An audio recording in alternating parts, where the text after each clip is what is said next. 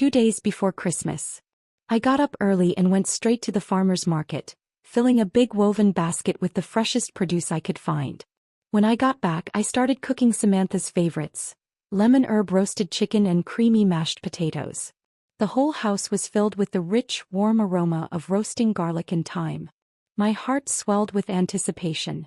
I laid out the tablecloth, fluffed the pillows, and sat on the couch like a kid waiting for Santa Claus, eyes fixed on the door. Samantha had just wrapped up her first full-time job after college. She'd insisted on working through the final day, wanting to leave a good impression on her boss. I always knew she was a hard worker. It was just past 7 when the front door finally opened. I sprang to my feet, smiling wide, arms already half raised for a hug. But she didn't even glance at me. She made a beeline straight into her father Zach's arms, practically bouncing. "Dad, I got a $5,000 bonus this year." Zach lit up like a Christmas tree, his face bursting into pride. He patted her gently on the head. "That's my girl. I'm so proud of you." Then Harold and Beverly, my in-laws, came bustling over, their faces beaming. "Samantha, you are the pride of this family," Beverly said, her voice soaked in admiration. I stood off to the side, watching them swarm around her. Of course I was happy for her. I mean, how could I not be? But still, there was a quiet ache, like I'd been forgotten. After all, I was the one who raised her. I stepped forward, took her hand with a smile. "Long day? Are you hungry? I made your favorites, I can heat them up for you." She didn't even look at me. "Mom, can you not ask all these pointless little questions?" she snapped, clearly annoyed. Then she crouched down, unzipped her suitcase, her face glowing with excitement. She pulled out a stack of neatly wrapped envelopes and arranged them proudly on the coffee table, like she was about to announce the winners of a game show. Just then Zach's younger brother Jason and his wife Emily walked in. Their eyes immediately landed on the envelopes spread across the coffee table. "Wow, Samantha, looks like you're doing pretty great at your job," Jason said, genuinely impressed. "I'm guessing these are gifts for everyone? That's really thoughtful of you." The moment Samantha saw Emily, she jumped up with a squeal and hugged her tight. "Auntie, I missed you so much." I stood frozen in place. In that instant it struck me she could treat anyone as family. Anyone but me. As everyone gathered around, Samantha cleared her throat and beamed. "To thank you all for supporting me this year, I prepared a little something for each of you. This one's for Dad. A $1,000 Visa gift card. Grandpa and Grandma each get a $300 spa voucher. Uncles get $200 gourmet market cards." I didn't move. I just watched as she handed out the cards one by one, smiling proudly. Emily nudged her gently and whispered, "Sweetheart, I think you missed someone?" Samantha smacked her forehead playfully, like she'd just remembered. "Oh my gosh, you're right. I think there's one more in my bag." Relief washed over me. So she had remembered me after all. Maybe she was saving mine for last. Maybe it was something special. I reached out my hand just as she bent down and scooped up our little dog Coco, cradling her like a baby. She slid the last envelope into Coco's sweater and cooed, "This one's for you, Coco. For being such a good girl this year." I stood there stunned. My smile froze. My hand just hung in the air, useless. After a long pause, I managed to ask quietly, "Samantha, what about mine?" She turned to me with a breezy voice that cut like glass. "Mom, you're home all day. You don't work. You don't understand how exhausting my job is. You cook and clean, sure, but that's your choice. You didn't help me with anything important. So why would I get you a gift?" Emily rushed over and pulled her gently toward the couch, whispering for her to stop. But Samantha wasn't done. She grinned and pulled out another surprise from her bag. "Oh, and guess what? I booked flights for everyone to spend New Year's in Hawaii. We leave tomorrow night." I stood quietly thinking, well, fine. So there's no gift. At least we're going on a trip together. Maybe this was her way of showing she cared. She was my daughter. Who would really hold a grudge over something like this? I started sifting through the envelopes with the others, looking for my boarding pass. But I couldn't find one. I looked up at her, confused. She raised her chin like she was giving orders. "Mom, you're not coming. I need you to stay and watch Coco. She'd be miserable here alone, and you're the perfect person for the job." That was it. That was the moment something in me snapped. To my daughter I was nothing. Not even worth the price of a plane ticket. Rage bubbled up in my chest. I swung my arm and sent the plate of cookies I'd baked crashing to the floor. The shattering sound rang out like a fire alarm. Amanda, what on earth is wrong with you? Beverly shot up, her voice sharp and shrill. Harold's brow furrowed with disapproval. You just ruined the entire night. What kind of behavior is this? Zach, Beverly hissed, marrying a woman like this, you've been cursed since day one. Samantha blinked, then scowled. Oh my God, Mom, seriously? It's just a trip to Hawaii. I'll take you next year when I get another bonus. Well, now everyone's upset. Happy. Jason opened his mouth as if to say something, but Emily grabbed his hand and shook her head. I let out a cold, bitter laugh. So this is what it takes for you all to notice me, huh? I have to throw something just to remind you I exist. Zach's face darkened. His patience snapped. He pointed at the shattered plate on the floor. Do you have any idea how ridiculous you're being right now? This was supposed to be a joyful family gathering. But no, you had to ruin it. If you can't handle this, then go. No one's stopping you. The irony stung. I wasn't family. I was the unpaid maid. The live-in dog sitter. The one who cooked, cleaned, and got ignored. I yanked off my apron, tossed it aside, and stormed into the bedroom. I grabbed whatever clothes I could find, shoved them into a bag, picked up my wallet and ID. Just as I turned to leave, Emily rushed in and caught my arm. Amanda, don't. It's late. Where will you even go? She looked back and called out, Samantha, talk to your mom. Don't let her walk out like this.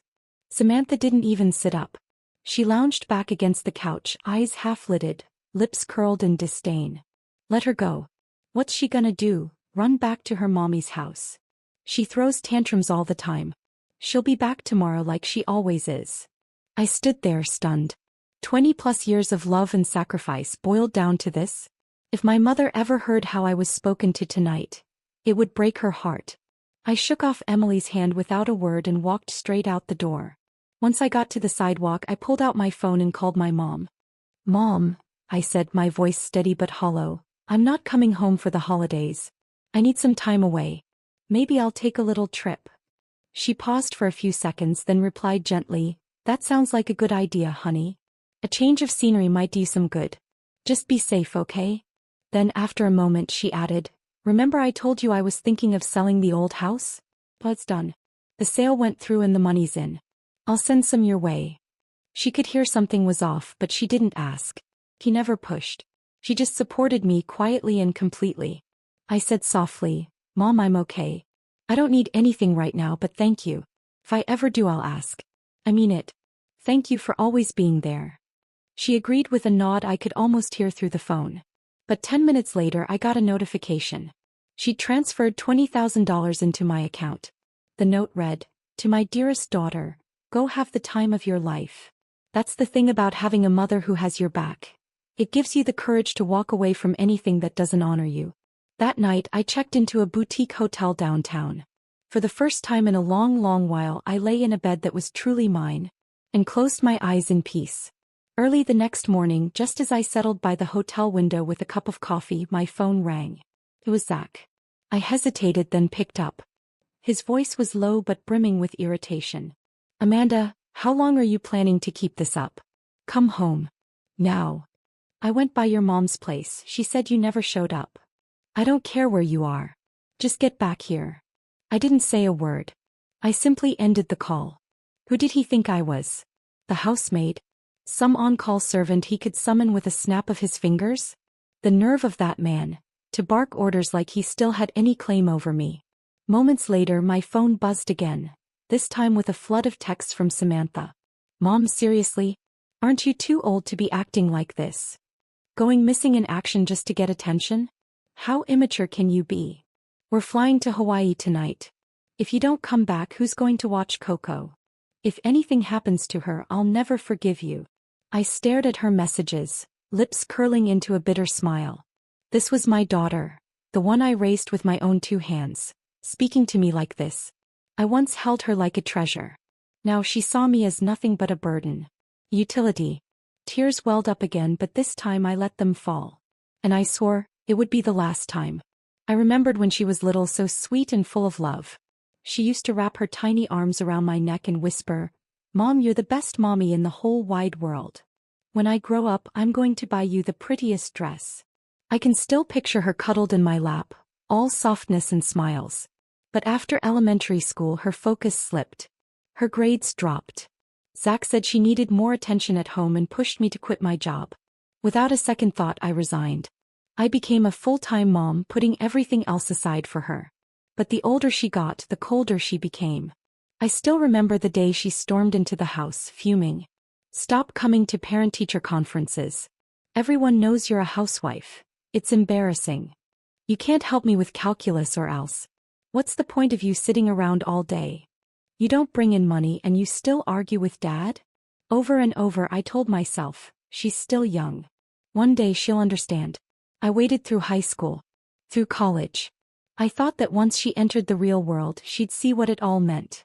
But no, this was what I got in return. 20 years of silent, invisible sacrifice, and now I stood here, staring at a daughter I could barely recognize.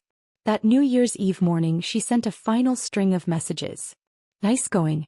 You've officially screwed up everyone's plans. We're flying out at noon. Don't bother coming back. If you're not home by then, don't expect to be my mom anymore." Perfect. Because I was just about ready to stop being her mother too. I opened my email and sent Zach the finalized divorce papers I'd been quietly preparing. One line in the body: "Please sign promptly. If you refuse, I'll proceed through court." Then I powered off my phone, picked up my suitcase and walked into the airport terminal. And just like that, I boarded a plane to Iceland. A land of frost and silence. For the first clear-headed holiday of my life. After Zach received the divorce papers, panic hit him like a brick. He started calling me over and over, only to be met with the same cold voicemail. "The number you've dialed is currently unavailable." He paced the room, face tight with frustration.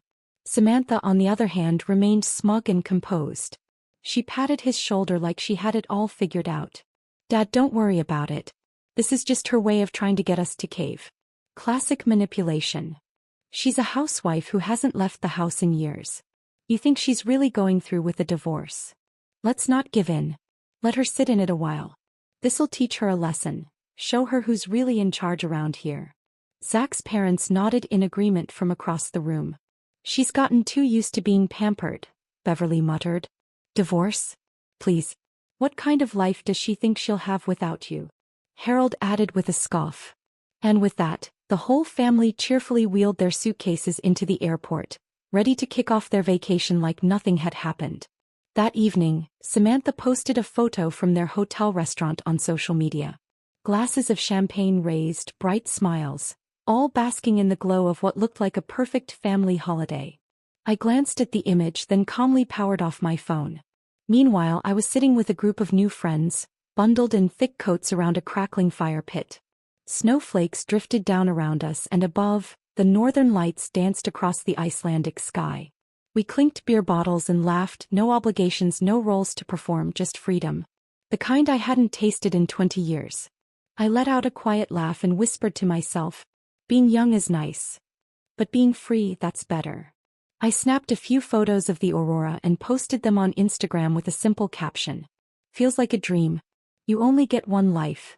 Be good to yourself." Within a minute, Samantha's voice message popped up in my inbox. Her voice was high-pitched, furious. "How could you? You're using Dad's money to go on some wild vacation by yourself. I worked my butt off all year and barely saved anything. Do you even care about us?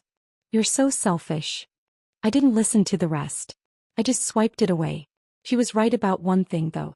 I was being selfish. And for once in my life I was finally okay with that. To breathe, to live on my own terms. I only regretted not doing it sooner. So I posted another photo, my boarding pass for a flight to Norway. The caption was just 4 words. "Next stop even brighter." That was the moment Samantha finally broke. She started calling non-stop, leaving voicemail after voicemail, frantic texts demanding answers. Why had I run away? Why was I wasting money? Why was I acting like a child? I didn't answer. Not a single call. Eventually I blocked her number. Fuming, she changed her return flight. The 7-day trip was cut short to 2. She stormed into my mother's house the next evening, bursting into tears in the living room. "Grandma. Mom's being totally selfish. She ran off overseas while we were trying to celebrate as a family. She cut contact with all of us. And she's spending all of Dad's hard-earned money. Now she's even blocked me. You have to talk some sense into her." My mother sat silently for a long moment, then looked up and said calmly, "Let me ask you something. When your whole family flew off to Hawaii, did any of you ask if your mother wanted to come?" Samantha froze. Her mouth opened but nothing came out. Zach jumped in quickly, trying to smooth things over. "Bess, you've got it wrong. Amanda said she didn't want to come. She was trying to save money." My mother gave a dry, biting chuckle. "That's funny. Just now you said she was spending too much. Now she's saving? Which version is it? Let me make this perfectly clear. No one gets to bully my daughter. She has me. And with me behind her, she will never need anyone's pity. She doesn't lack for anything. Least of all your crumbs." Then she stood up, pointed to the front door and said without raising her voice, "Get out." Zach and Samantha shuffled out, stunned. It wasn't until they were sitting in the car, silence hanging thick between them, that Zach blinked and muttered, "Wait. I remember now, your grandma mentioned she was selling the old house. From the way she talked today, it's probably already sold. And if it is, she must have given that money to your mom." Samantha's face drained of color. "What? Grandma sold the house?" she gasped. "That place is worth a fortune. No wonder she filed for divorce. She wants to take that money and run. This can't happen. We have to get that money back." From that day on, Samantha changed. She wasn't the smug, self-assured girl I'd left behind. Now she messaged me constantly, asking how my day was, if I was enjoying the trip, how the weather was when I planned to come home. As if a few sweet words could erase everything she'd said to me. She thought I'd melt the moment she acted soft like I always used to. But not this time. For days I didn't reply. Then one night she sent a voice message. Her voice trembled, thick with tears. "Mom, I messed up. I'm so sorry. I didn't mean any of it, I was just so angry. I didn't think you'd really leave. Please come back. I swear I'll be different. I'll change. Just come home, okay?" I listened and laughed quietly. She still didn't get it. I didn't walk out because of a plane ticket. I left because I finally saw the truth. What I meant to this family. Where I stood. And I wasn't going to stand there anymore. I deleted the message. And I kept moving forward. 1 month later I came back. The moment I stepped through the front door, Zach looked like a drowning man grabbing for a lifeline. He picked up his phone with shaking hands and called Samantha. "She's back. Get home now. I told you she wouldn't go through with it. If she actually signed those papers, we'd be out 300 grand. Samantha showed up in a flash. As soon as she saw me, she threw her arms open and rushed forward. "Mom, you're finally back. I missed you so much." I raised my hand and stopped her cold. Then calmly I pulled the divorce papers from my bag and laid them flat on the table. My voice was even. "Taken. Go ahead and sign these. Keep the house, the car, the daughter. I want none of it." Zach's grin froze in place. His face turned a sickly shade. "Amanda," he said, stunned, "how could you do this? You know how hard I've worked all these years. You sat at home enjoying life for 2 decades and now you just walk away. All because you felt a little left out? That's worth throwing away a marriage." I stood tall and met his gaze, then slammed the papers back on the table with a cold thud. "You think being a housewife is easy? You think Samantha turned out this way by accident? It was you who made me quit my job to raise her. And it was you who spent years tearing me down in front of her, telling her I was worthless because I didn't bring home a paycheck. Your parents sneered at me every chance they got and you never once defended me. She disrespects me because all her life she's only ever heard you say I was just some freeloader." Zach's face twisted and his tone turned ugly. "Let's be honest. None of this would be happening if your mom hadn't come into money. That's what this is really about, isn't it? You wouldn't dare pull this if you didn't have her bankrolling your rebellion." Samantha, who'd been pretending to look contrite, snapped the moment she heard him. Her face darkened. Her voice rose. "You're being ridiculous. Don't think just because you've got some money now you can treat us like garbage. You haven't taken a second to think about your behavior." I looked her in the eye. My voice was icy calm. "Samantha, I truly hope one day you'll learn to think for yourself instead of parroting whatever your father says. I raised you with everything I had. I didn't raise you to treat your mother like she's beneath you. She opened her mouth but nothing came out. I turned to both of them and said slowly, deliberately, "If you won't sign, I'll take this to court. I'm ready either way." And with that I turned, opened the door and walked out. I didn't look back. Not once. Because in that moment I knew. I was no longer the woman trapped in the kitchen. I was free. And I had no intention of ever going back. The very next day after I left, Zach and Samantha showed up at my mother's house. That morning the doorbell rang. My mom told me later it was the two of them again. Same faces, same tone, just a different stage. Yesterday they'd played the pitiful victims in front of me. Today they showed up at her door trying to go around me, fishing for answers. Like father, like daughter, what a pair. My mom didn't let them in. She stood right at the door. She placed her freshly cleaned ceramic coffee cup down on the entryway table and said, cool and measured, "She's doing just fine. She's just tired of being emotionally blackmailed." Samantha froze for a moment, then forced a smile that looked more painful than sincere. "Grandma, we're just worried she might do something impulsive. You know, financially." Zach quickly jumped in. "Yes, Bess, we're only trying to protect the family assets. She's just emotional right now." My mother gave a quiet and smiled, but not the kind of smile you'd want to be on the receiving end of. "So that's what you're here for," she said, voice sharp beneath the calm. "You want to know what she's doing with the money, don't you?" They tried to backpedal to explain, but she didn't give them the chance. "I've already spoken with a lawyer. Amanda's a grown woman. She can make her own decisions. And if you're hoping to squeeze anything out of me, don't waste your breath." Then she added, almost as an afterthought, but each word landed like a gavel strike. "Stop treating her like she's still some pushover housewife. She knows how to protect herself now. Legally." The door didn't slam, but it shut with quiet finality. That afternoon I sat in my mom's study for hours. The documents my lawyer had sent were spread across the table. Trust structures, asset statements, banking records. I stared at them for a long while, almost dazed.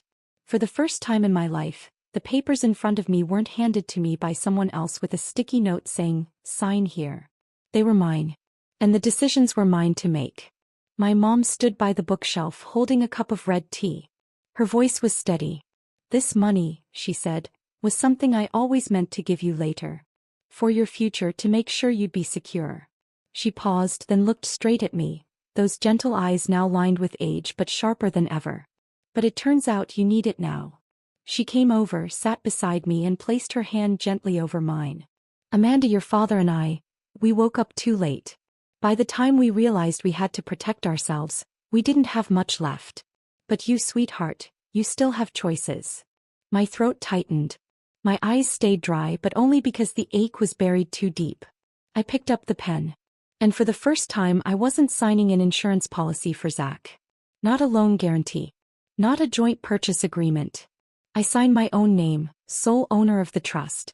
And my hand didn't even shake. I did a few very important things that day. I froze all joint accounts with Zach. Every penny I owned was moved into a brand new private account under my name only. I updated my will. Every authorized name that had once been Zach's or Samantha's was removed. I emailed Heather, my lawyer and college friend, with full instructions to handle the divorce. Heather has the mind of a legal textbook and the loyalty of a sister. I called my financial advisor and activated enhanced verification protocols. No money moves without my explicit in-person consent. A week after I made the financial split, Samantha reached out again. This time it was a voice message, her tone light and breezy as if nothing had ever happened. "Mom, you're amazing, going to Iceland and Norway all by yourself. Was it beautiful? I'd love to hear about it. Maybe next time we can travel together somewhere even farther." I didn't respond. A day later another message came in. This time her voice was tight, brittle. "Mom, things haven't been great lately. There were layoffs at work and I was thinking, maybe I could come home and stay with you for a while." So I said nothing. I wanted to see how long she could keep the act going. 2 days later she sent a screenshot of a credit card statement. Caption read, "My card's maxed out. Really wish I hadn't spent so much before. I miss you, Mom." That one nearly made me laugh out loud. Miss me? Or miss my money? Her teary apologies, her regret. It was all part of the script. And I knew exactly what came next. If I caved even a little, she'd ramp up the drama. Cue the act.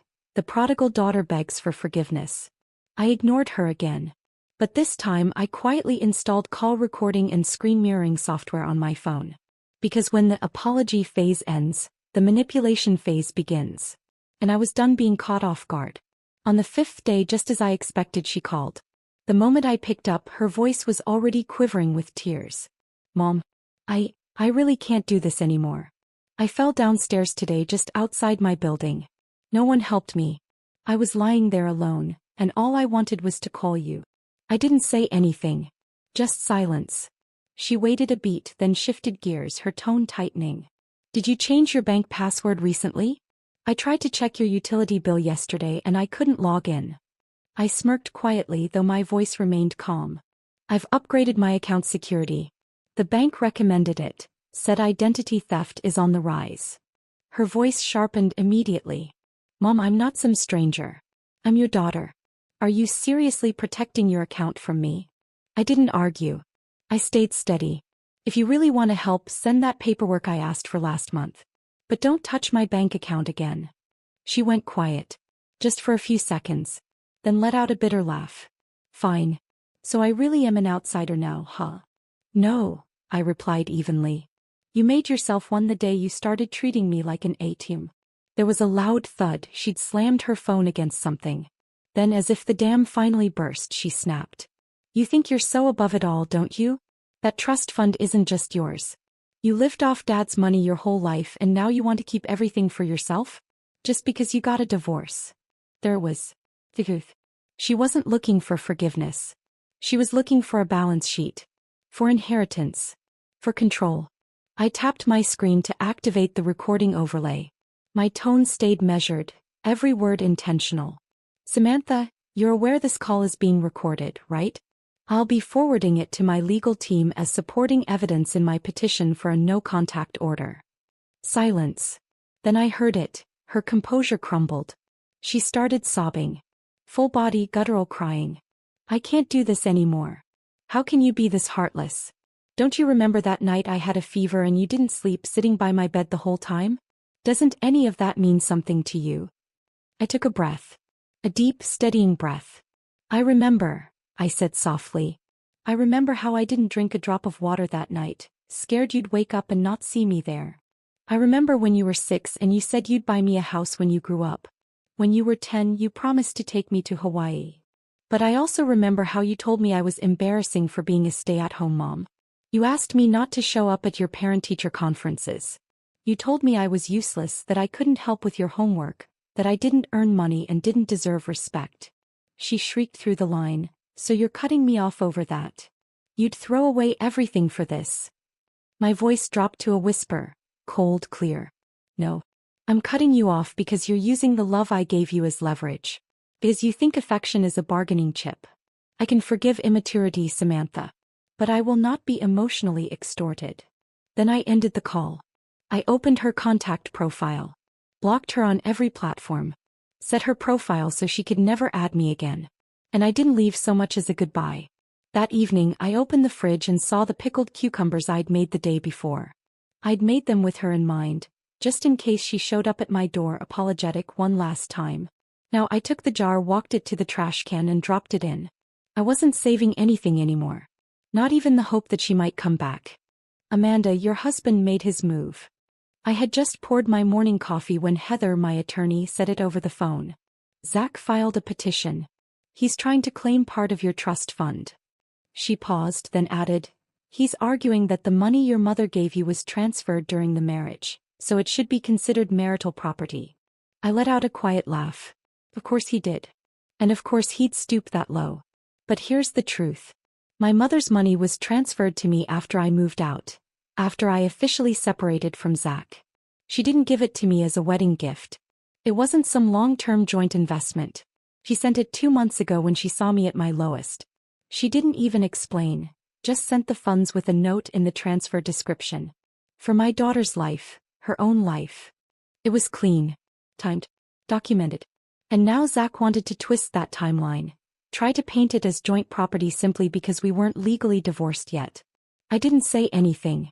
I just flipped through the so-called evidence packet his lawyer had submitted. Unbelievable. Thick-Skin didn't even begin to describe it.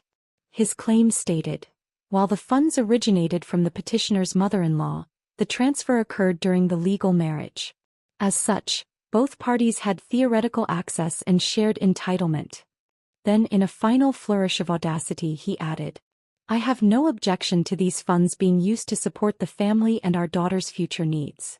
Oh, so that's what this was about. Supporting the family? Or funding his next personal growth journey? Heather and I got to work. We submitted all documents. The transfer date, 2 weeks after I had moved out and officially separated from Zach.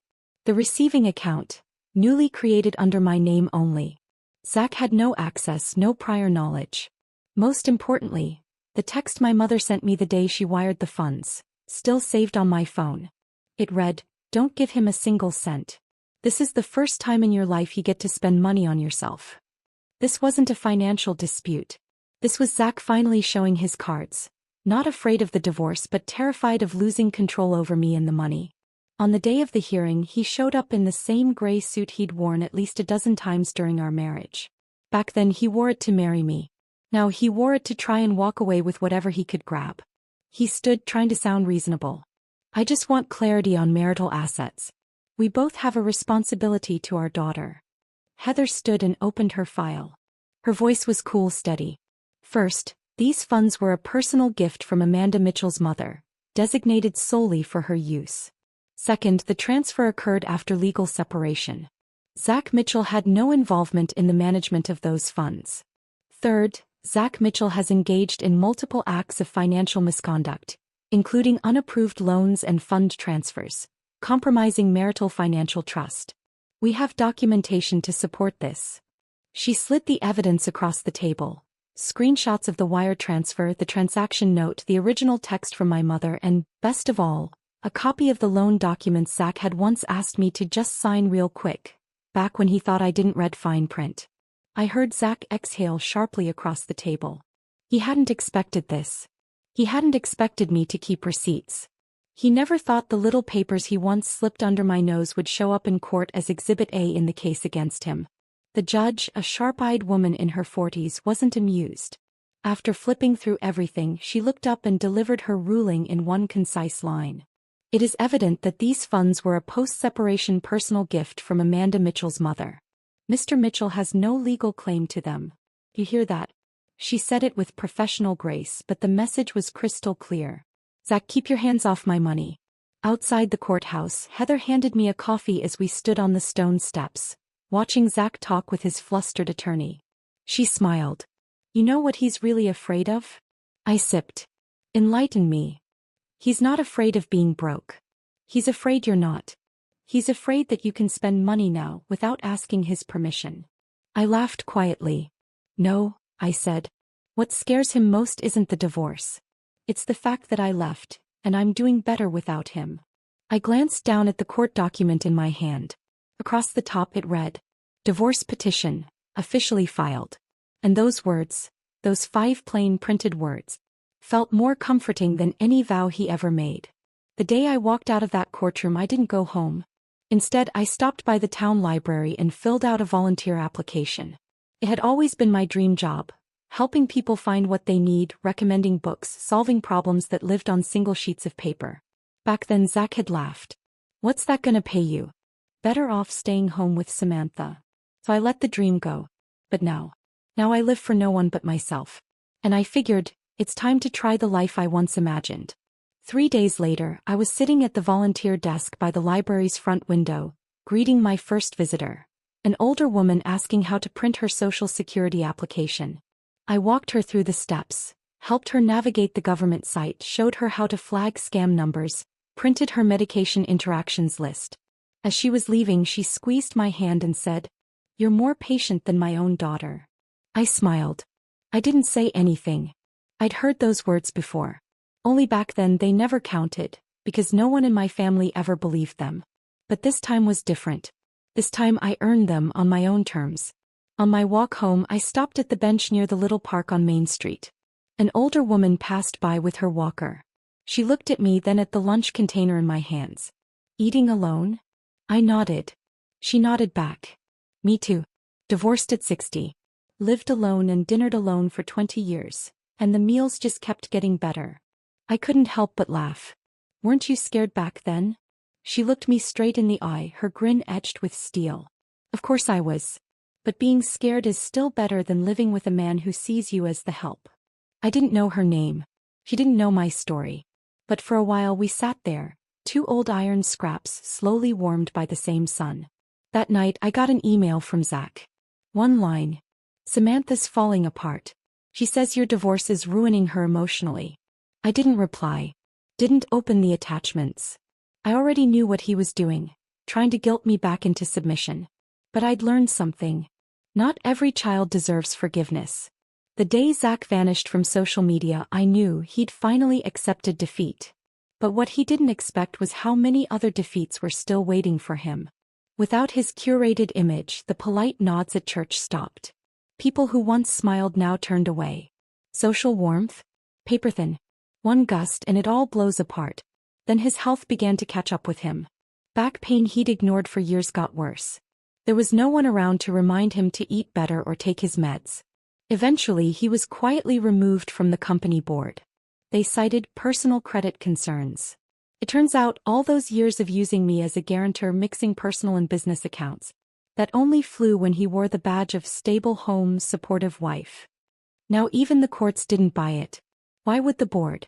He tried turning to Samantha for help. But Samantha had problems of her own.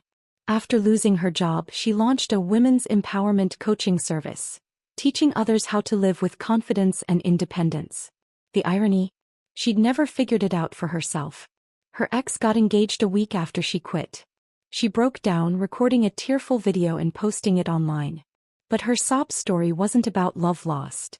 It was about me. How could my mother abandon me like that? Nobody bought it. There were two kinds of comments. One group said, "Your mom didn't abandon you. She finally chose herself." The other? Anonymous users reposted my photo. The one of me standing under Iceland's northern lights, coat billowing, captioned, "This woman didn't run away. She came home, to herself." Someone had liked the comment. It was me. I didn't take her calls.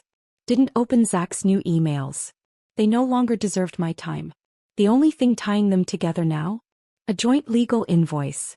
I turned that story into a podcast episode and submitted it to a show about women's reinvention after retirement. The host ended the episode with, "This story comes from Amanda Mitchell, who wants you to remember. A woman is not meant to fade into the background of her family or society. She is meant to shine." It got more plays than I expected. 30-something comments stood out. I made my daughter listen. She didn't say a word. I cried, but not out of sadness. I want to try too. She didn't vanish. She just finally came back to herself. That spring I hiked the forest trails on the west end of town. Sneakers on. Water bottle in hand. Chatting with a group of local volunteers. Halfway through, one woman took my arm and asked, "Are you Amanda? I heard your story. You really did it. You did what the rest of us were too scared to do." I held her hand for a moment. Didn't say a word. Because in that moment I realized I wasn't the woman who ran out of a kitchen, sobbing, begging for freedom. I was the woman who walked out, stood tall, smiled wide, and had just enough strength left to help someone else take the first step. I'm Bess, Amanda's mom. The day Samantha and Zach showed up at my door, it was bitterly cold.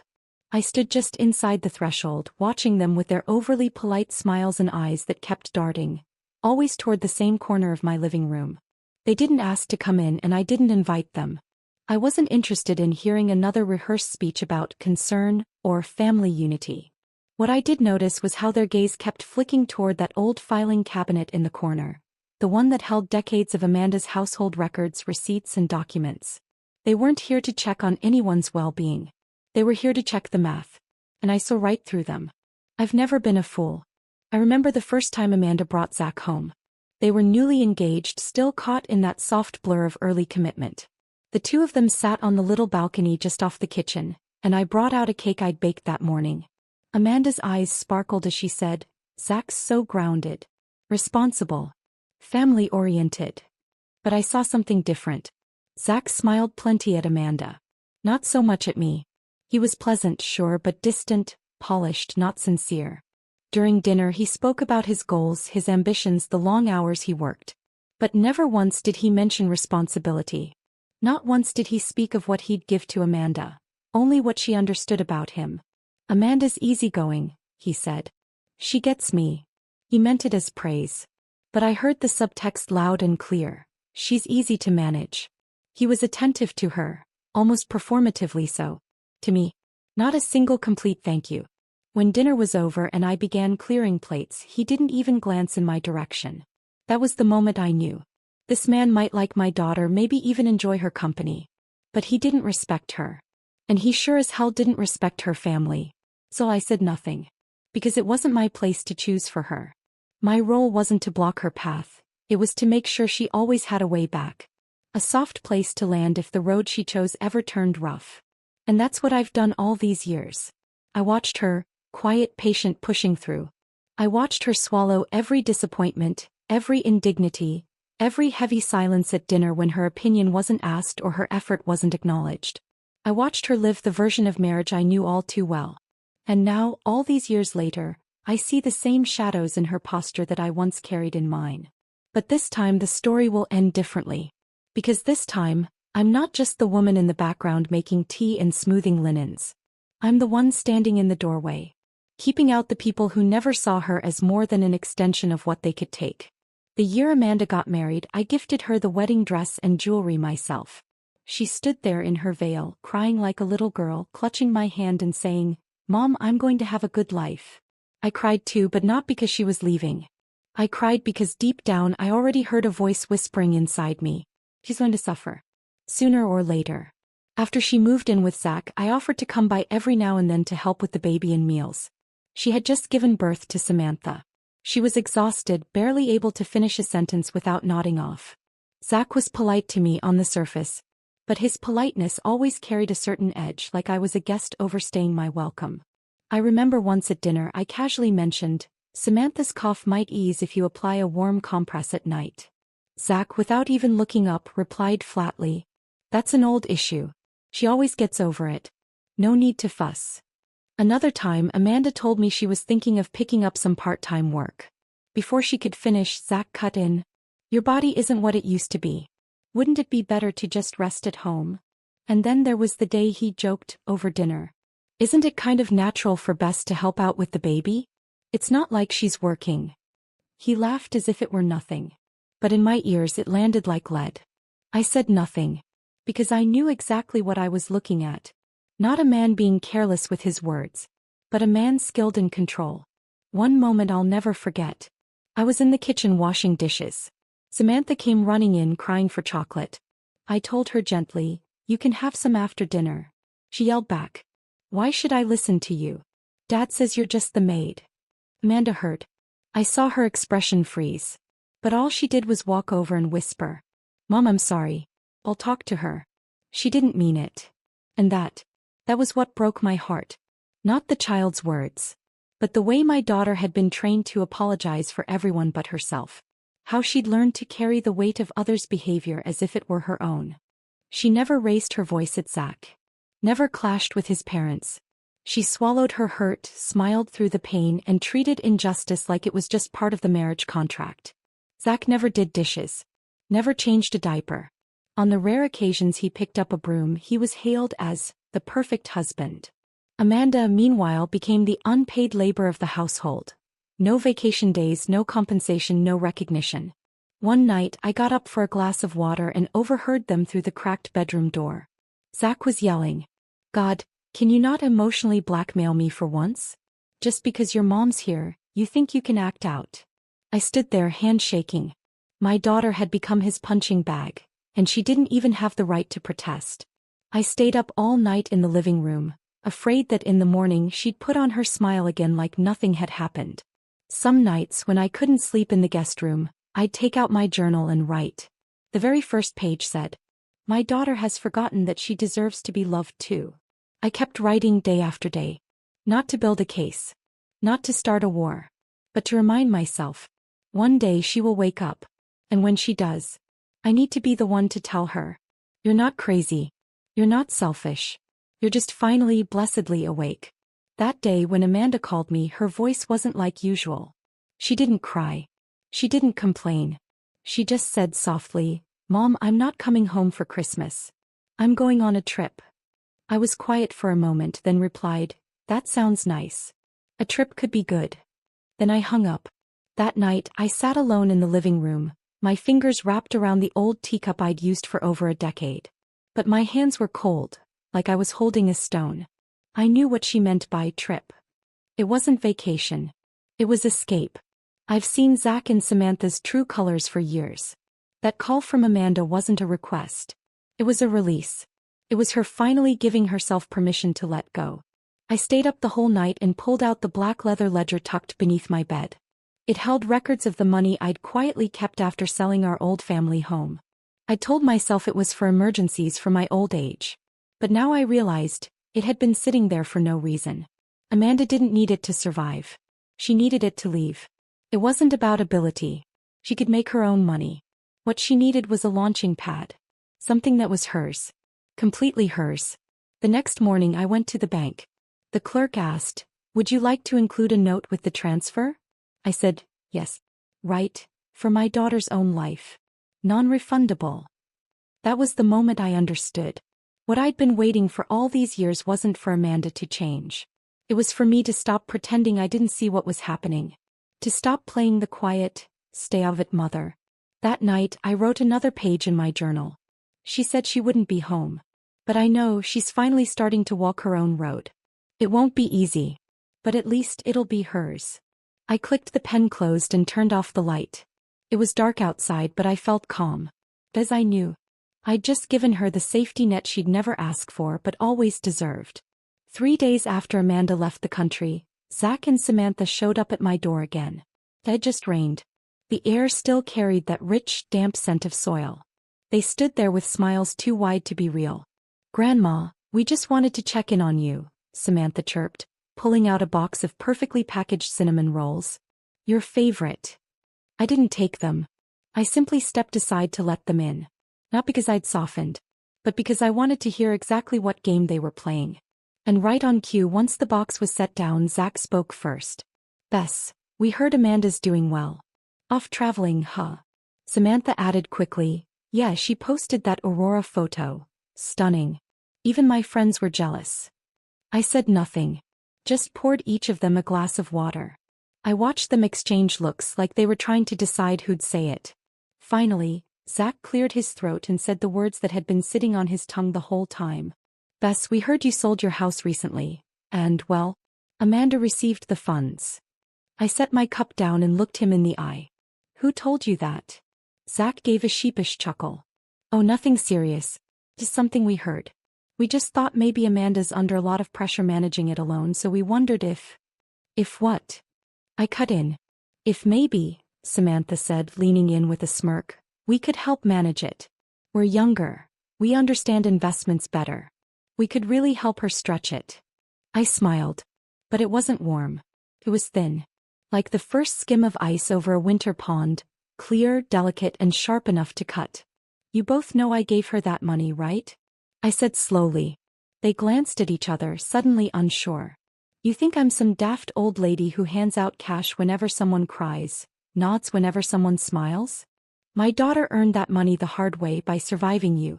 Neither of you will touch a cent." Zach's smile collapsed. His mouth twitched like he still wanted to recover the conversation. "Bess, this is just a misunderstanding. No," I said coldly. "There's no misunderstanding. I heard the way you treated my daughter. The way you used her up, spent her money, and still had the nerve to scold her like a child. I heard you say, 'Your mom's here, so now you act up?' You didn't think I could hear it?" "I did." Samantha sprang up, slamming her hand on the table. "You're trying to sabotage our marriage. My mom never said anything bad about you." I let out a bitter laugh. "Of course she didn't. He protected you. But I don't. I only protect her now." I walked to the door and pulled it open. "I've said what I came to say. You won't touch that money. And if either of you show up again, I will call the police. Don't assume age means weakness. I know exactly what I'm capable of." They froze at the threshold, stunned. Zach was the first to turn away, his jaw clenched tight. Samantha shot me a glare that could have started a fire, then followed. I shut the door. And as the latch clicked into place, I exhaled. Long, slow, and steady. I used to worry that Amanda would get dragged back in. She's always been gentle, always the one to compromise, to give in at the last second. But after that conversation we had in her study, I saw it. She had changed. She was no longer the woman she used to be. A few days later, I quietly slipped into her courtroom hearing. I sat in the very last row, hidden behind a column, watching her in a crisp, sharp-cut suit, standing tall at the plaintiff's table. She didn't cry. She didn't flinch. When Zach's lawyer tried to twist the facts, to ask the kind of questions meant to confuse and corner, Amanda answered clearly, calmly. Her voice was unwavering. Her eyes steady. She wasn't that woman who swallowed her pain anymore. She was something else now. Like a blade slowly honed, sharpened by every year she'd stayed silent. And that day, in full view of everyone, she finally raised it and cut herself free. My eyes filled with tears. Not from sorrow. From pride.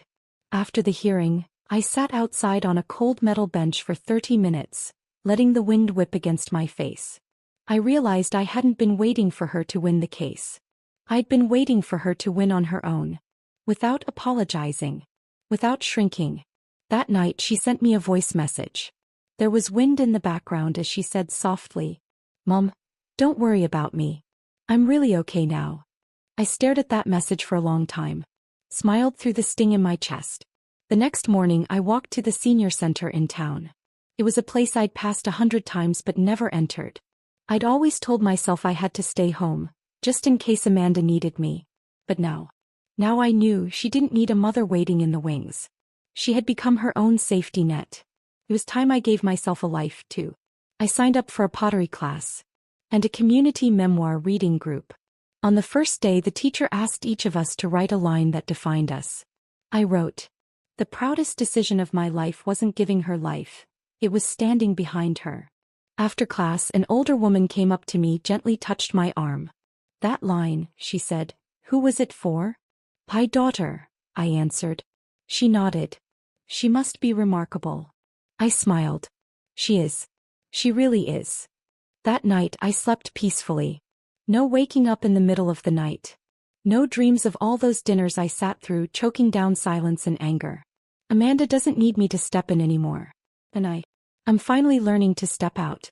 I wasn't her escape route. I was the force that pushed her forward when she needed it most. Now she walks with her own strength. So I'll turn around and walk toward a life that's finally mine. Spring has come. The flowers in my yard have begun to bloom. I made a cup of tea and sent her a message. "Sweetheart, I'm doing well too. No need to look back. Keep walking your path. I'll always be just behind you."